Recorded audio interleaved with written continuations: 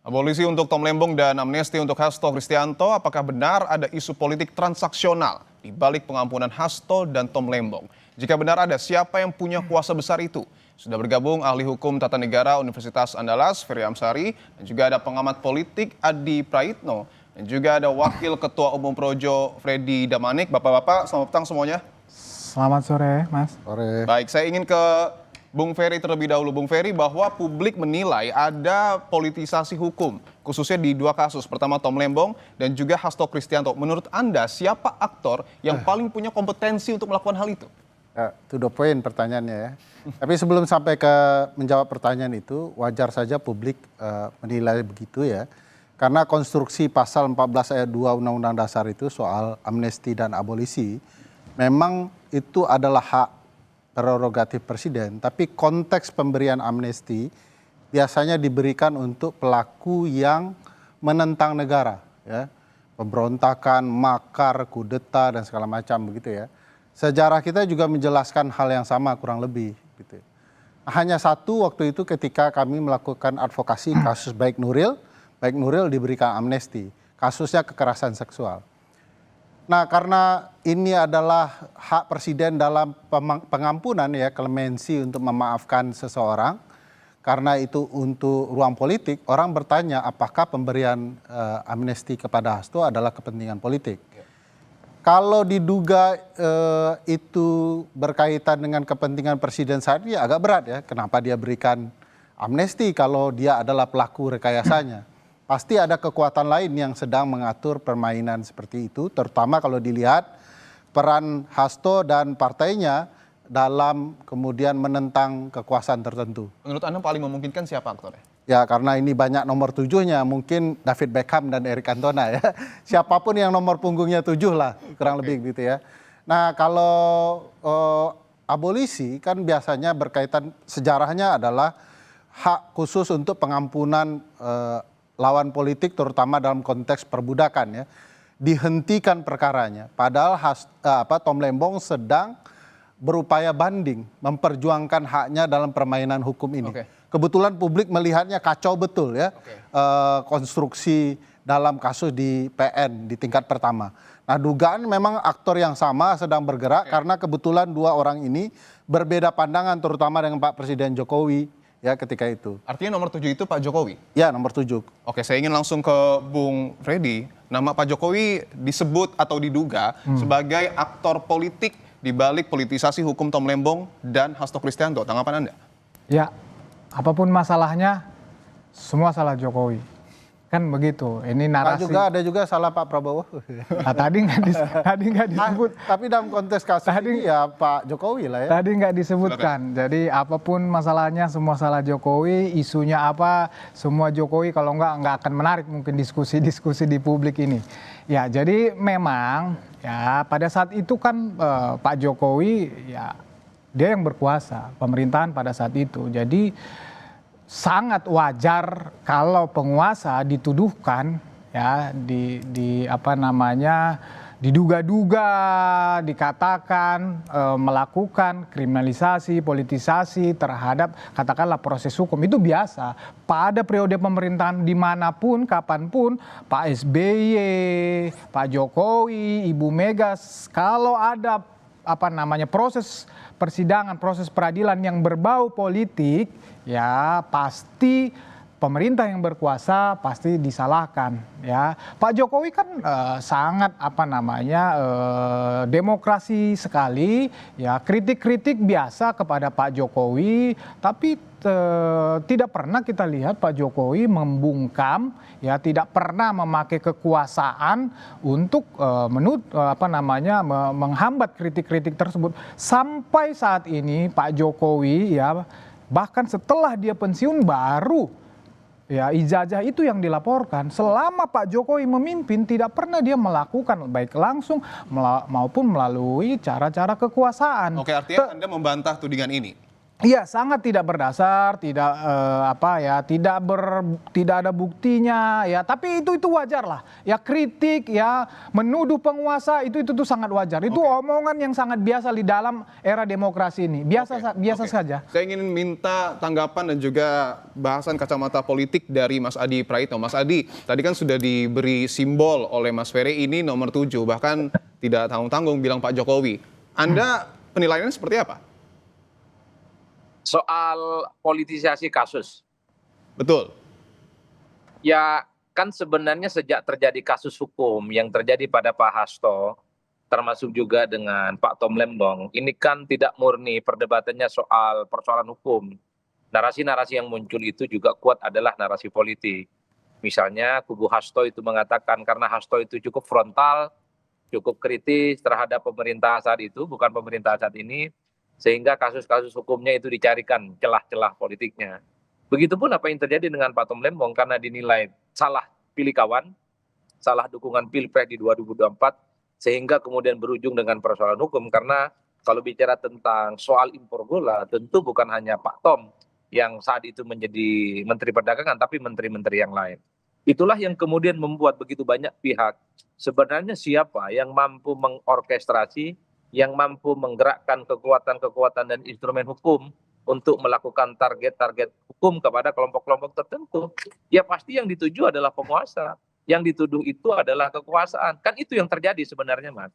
Nah cuman problemnya adalah ketika muncul amnesti dan abolisi yang diberikan oleh pemerintah saat ini kan menegaskan bahwa ada kekuatan-kekuatan lain yang sebenarnya saat ini yang secara definitif mampu mengubah keadaan sebelumnya.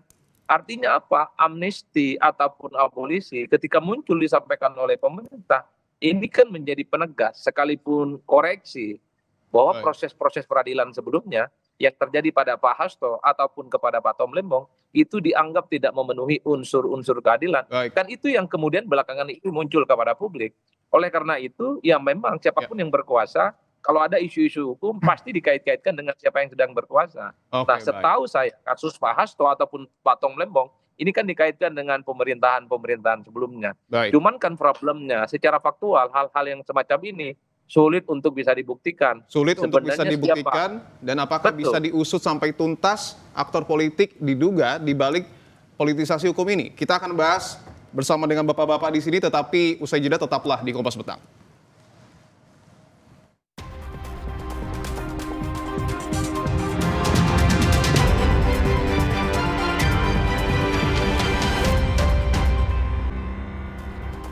Kompas Petang kami lanjutkan, saudara. Saya ingin ke Bung Ferry. Bung Ferry, tadi Anda menyebut kode nomor 7 dikaitkan dengan Pak Jokowi. Bagaimana membuktikannya? Bukan sulit untuk dibuktikan.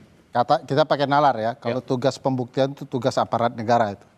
Nalar pertama bahwa ini nama disebutkan oleh kedua orang ini. Baik Hasto maupun Tom Lembong mention kedua-duanya. Ya. Baik sebelum proses maupun di saat proses. Mereka menyampaikan ada keterlibatan orang dan itu clear namanya disebutkan. Apalagi dalam konteks kasus Tom disebutkan bahwa ini perintah presiden perkaranya. Gitu ya. Lalu kemudian perlu diingat, ini paling penting nih, aparat yang menggunakan kekuasaan negara untuk menjerat Hasto dan Tom Lembong adalah orang-orang Presiden Joko Widodo. KPK-nya dipilih oleh Presiden Joko Widodo, Jaksa Agungnya masih orang Presiden Joko Widodo. Jadi kalau kita mau merelasikan orang yang disebut dalam persidangan ataupun di luar persidangan oleh terpidana ataupun tersangka ataupun terdakwa, mestinya secara hukum, kalau itu bagian dari sebuah kejahatan atau saksi dari kejahatan kan harusnya dipanggil aparat. Baik. Tapi beliau tidak dipanggil. Saya ingin ke Bung Freddy dulu karena ini menarik bahwa nama Pak Jokowi disebut di 2 sidang, Hasto dan juga Tom Lembong. Termasuk juga aparat hukum dipilih oleh Jokowi. Ya, tanggapan Anda? Pertama tadi sudah saya jelaskan bahwa memang pada saat itu Pak Jokowi berkuasa. Dan pada saat itu juga ya sedang Pilpres. Yang mana kedua kubu ini, katakan kubu Tom Lembong dan kubu Hasto pada saat itu sedang ya berhadapan-hadapan dengan kubu Pak Jokowi.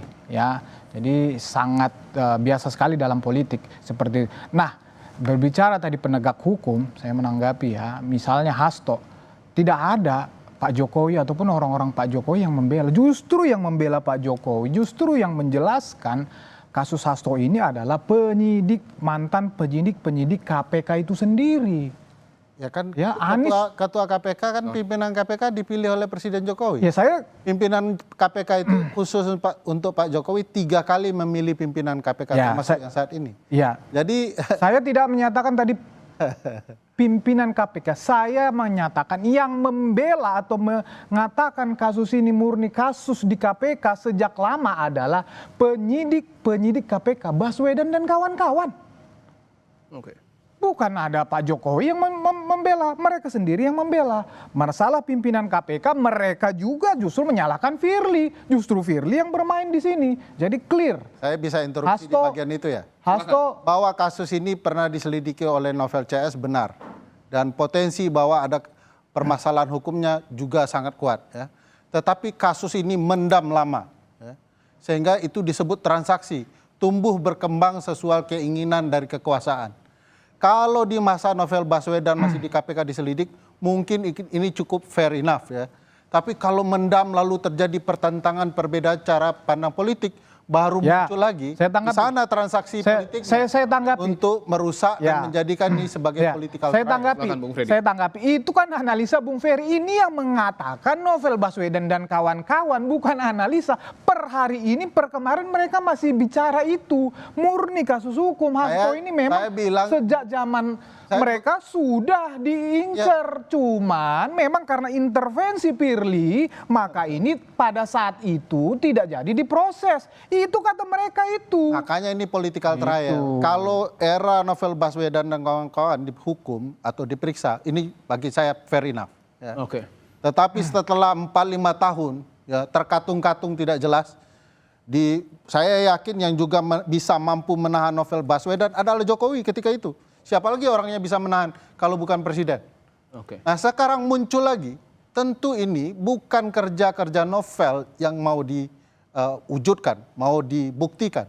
Tapi ini kerja-kerja kekuasaan dan kerja-kerja politik. Karena jarak waktunya sudah Baik. sangat panjang. Baik, saya ingin ke Mas Adi Praitno bahwa yang menjadi pergolakan adalah bagaimana membuktikan aktor dari politisasi hukum ini. Anda melihatnya apakah ada deal-dealan politik untuk kemudian dapat mengungkap ini? Ya, saya kira memang setiap kekuasaan dan siapapun yang berkuasa ketika ada persoalan-persoalan hukum pasti akan selalu menjadi tertuduh dan bahkan objek ya yang dinilai bertanggung jawab terkait dengan proses-proses hukum yang dinilai telah terjadi indikasi kriminalisasi karena sang penguasa itulah yang mampu mengorkestrasi segala-galanya. Kalau rakyat biasa, pejabat biasa, anggota dewan biasa, pejabat publik biasa itu tidak mungkin punya kekuatan apapun untuk mengorkestrasi aparatus-aparatus kekuasaan. Cuman memang yang menjadi rumit itu adalah bagaimana cara pembuktiannya. Itulah yang kemudian sampai hari ini tentu begitu banyak dugaan dan tafsir-tafsir. Maka yang paling mungkin bisa dijadikan sebagai ukuran adalah statement-statement yang muncul di peradilan. Jadi pihak-pihak yang kemudian bermasalah secara hukum seperti Pak Hasto ataupun Tom Lembong ketika menyebut sejumlah nama yang dinilai menjadi aktor terkait dengan kasus mereka, ya itulah yang kemudian dijadikan sebagai sebuah keyakinan, sebagai aktor yang kemudian diyakini oleh publik memiliki kekuatan luar biasa untuk mengorkestrasi segala kepentingan-kepentingan politik. Tapi kan pada saat yang bersamaan, kita kan juga tidak bisa menutup mata, orang seperti Bung Freddy ini pasti membantah, nggak ada buktinya.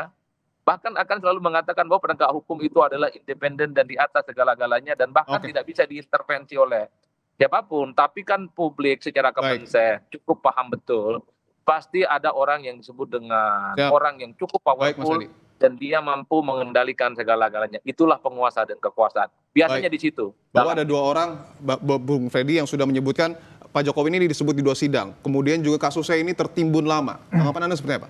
Iya, tadi sudah saya jelaskan. Ya, itu kenapa tertimbun lama? Karena justru di hold khusus kasus Hasto. Ya, di hold oleh Firly. Itu yang ngomong ya Baswedan dan kawan-kawan. Ya, yang diomong oleh Novel Baswedan itu tidak hanya Firly, bukan tapi saya, juga Jokowi.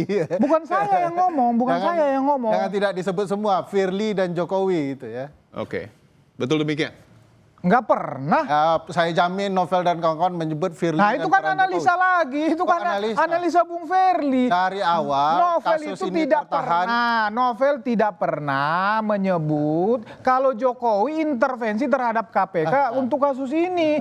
Yang Firly dia sebut justru mengamankan Hasto. Jadi jelas dan itu sudah dibuktikan di dalam proses persidangan. Jadi itu murni proses hukum.